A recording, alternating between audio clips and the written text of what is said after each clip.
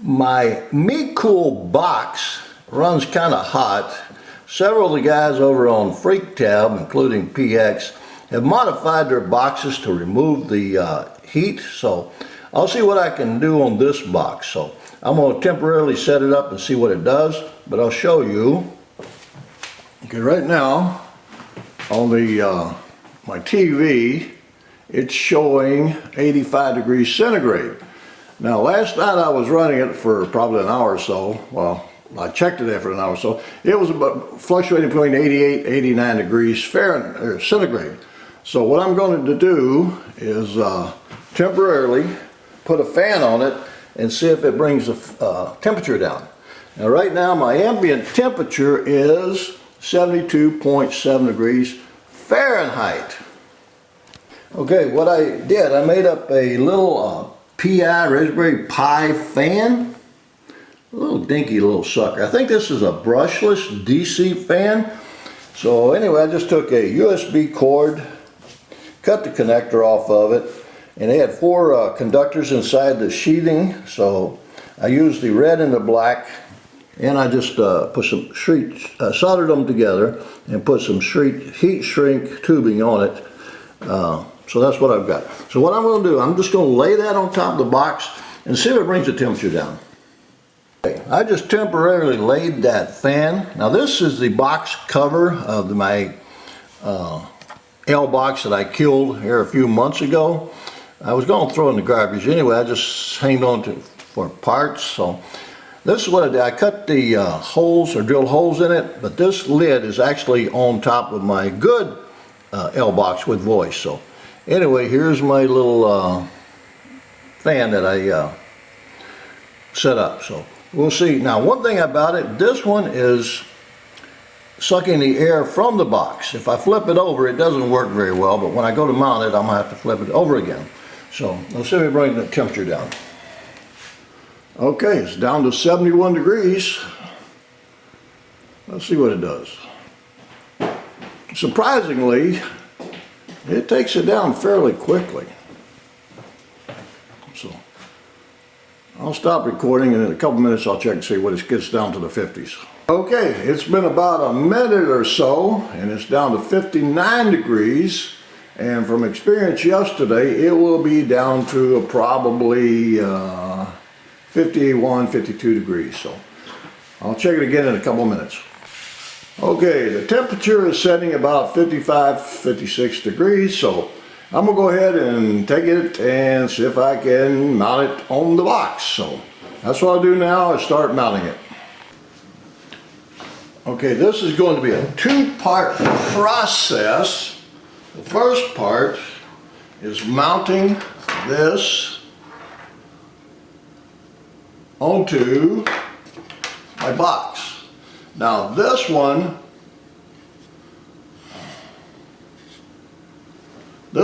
is my bad box. This one is my good box.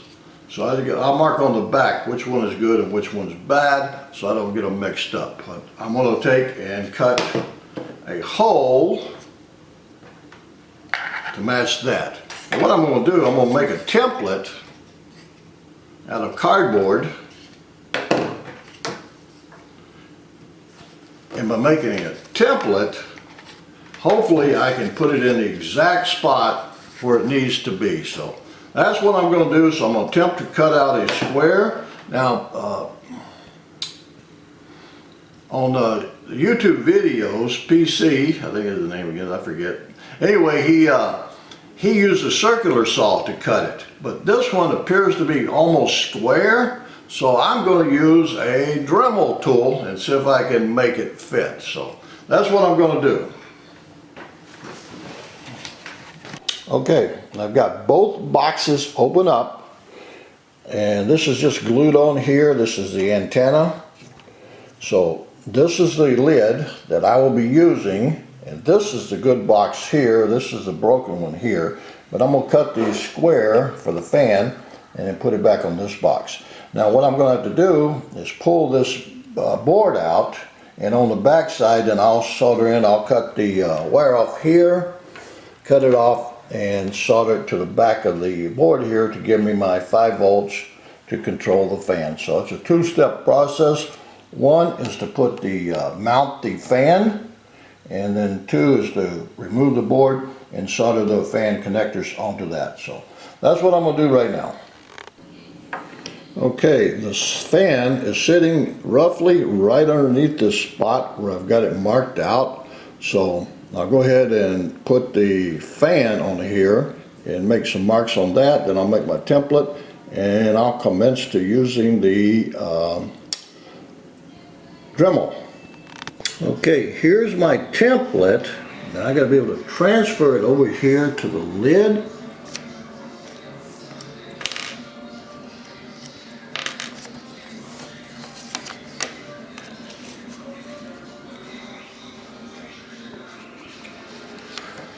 So the fan will extend above the box lid probably about 1/4 of an inch because it was too high. The lid would not fit down because the fan is too tall. So that's what I'll do right now. Okay, the tracing is transferred to the lid. Now I will use my Dremel and see what I can do. Okay, got the fan mounted in the lid. Not a very good job, but it's on there. And it is sticking below, so I got a lip so it cannot come through. So I will push it down like that and then put the screws in here. Okay, I finally got the fan mounted to the lid. Not particularly the way I anticipated. I ended up using caulk to get it to sit in there. I tried using a Dremel, but apparently the Dremel cutters were not small enough for this purpose. Probably some dentist tools would have been better, but anyway, it didn't work. So there's the lid. Alright, now I'm going to take the board out and flip it over and solder this. I'll cut it off and solder the leads. I'll cut it off, solder the leads to the US port on the back. So that's what I'm going to do now.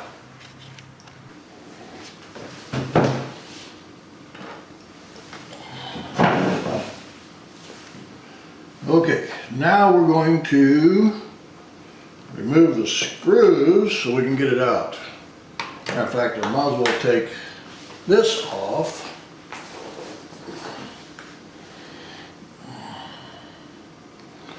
Take the antenna off.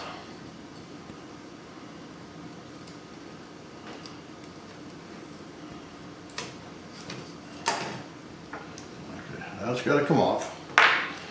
Now the screws look like here and here. Take those two out and the board will come out.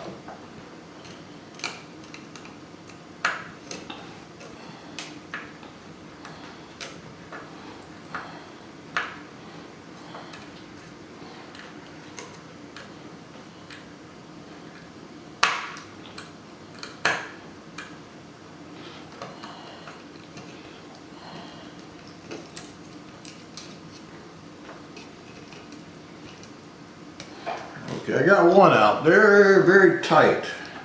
This one's got that little paper seal over it. I don't know what that means, but it's there, but I'm going to take it off. Now, if I destroy this box, I destroyed one of my L boxes already. Now, if I destroy this one, I'm going to blame PX.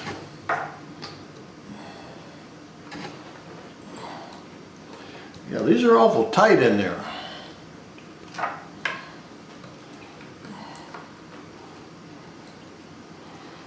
But as you can see also, this is where those reset button is supposed to be that they removed, so it makes it hard to flash. But if you have to, you just go in there and you jumper those two out with a piece of paper clip or whatever, then you can get into the burning rod, so you can burn new firmware on it.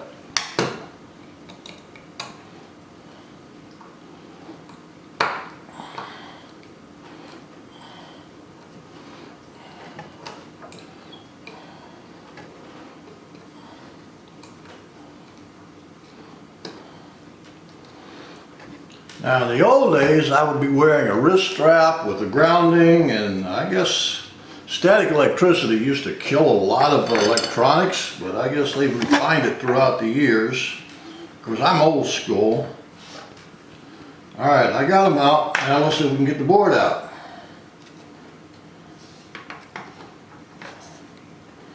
Alright, let me go ahead and turn it off, then I'll get the board out.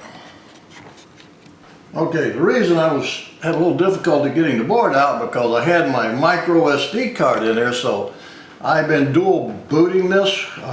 This one's got open ELEC on it, so there's actually Libre ELEC on this. Okay, here's the board. Now here is those little tiny little dots that this one here on the far left hand side is your 5 volt, and on the right hand side is your negative. So this is the positive and this is the negative. So I got to put the red one here, the black one here. So that's what I'm going to do right now. Okay, alright, since I've got everything out now, the board, I'm going to solder here to here. Now, I stripped some wires from the HDMI cable, or excuse me, the USB cable, okay? They're awful tiny, okay? So I had some Ethernet cable, so the wires are much thicker in comparison to these. So what I'm going to do, I'm going to go ahead and use this one. I'm going to use orange and white. I'll make orange the hot one, the positive, and the white I'll make the ground, the neutral. So that's what I'm going to do. I'm going to go ahead and solder that onto here, put that back into the base, and then hook it up to the top. So that's what I'm going to do right now. So I'll go ahead and do that, and you can't see me anyway because all my hands will be in the way. Okay, I got it soldered on, so hopefully it'll work. Okay, I've got the wire installed, soldered on it. So what I'm going to do now, I'm going to go hook it up to my TV, turn it on just as it is, and if it works, then I'll come in here and put the lid on it. So that's what I got so far. So hopefully it'll still work. Okay, it booted up, so success so far. So I got the wire installed on it, and this is how I got it. I'm just running it open right now, and the next thing I'll do, I'll go ahead and put the lid on it, and then hopefully it doesn't break when I put the lid on it. Okay, I've got the wires connected together. Now I got shrink tubing on it. Got the wires twisted. So I will solder it and put the shrink tubing back on, and hopefully it'll work. So that's it. Okay, wires are soldered together. Heat shrink tubing on them, tightened up. So go back. Okay, I'll put the antenna on and button her up. So hopefully the box still works when we're done. Okay, it is working, and at the top up there it says it's 40 degrees, well 39 degrees centigrade. So I have it working. Now the fan, I reversed it because it seemed to perform better with the air coming, blowing in, I think it is. But anyway, I tried it both ways, and this is the way it worked. This is the reverse of what it should be, but I guess it'll work as long as nobody don't touch the fan and break it. So I'm gonna have to look at some kind of a cover to put on it. But anyway, I did it. It's not for the faint of heart. So kids, do not do this at home. So only do it with adult supervision. So it's extremely difficult for me. Maybe it would have been better if I'd had my granddaughter do it. So anyway, it's done. So thank you. Okay, right now it's running at 43 degrees centigrade. And again, I'm using the security cam I have mounted. Now, I don't understand why this one, but it really taxes this box. It's being decoded as H.264. That's what I'm running it at. The camera is H.264 codec. Now yesterday, before I put a fan on it, it was actually hitting 90 degrees centigrade. So it was hitting 90 degrees centigrade. So right now it's at 43 and it's been holding at 42, 43, 44. So that seemed to do the job. Now I gotta put a resistor on it. PX from FreakTab has posted which resistor to use, so I'll get one ordered. When it comes, I will install it and quiet it down a little bit.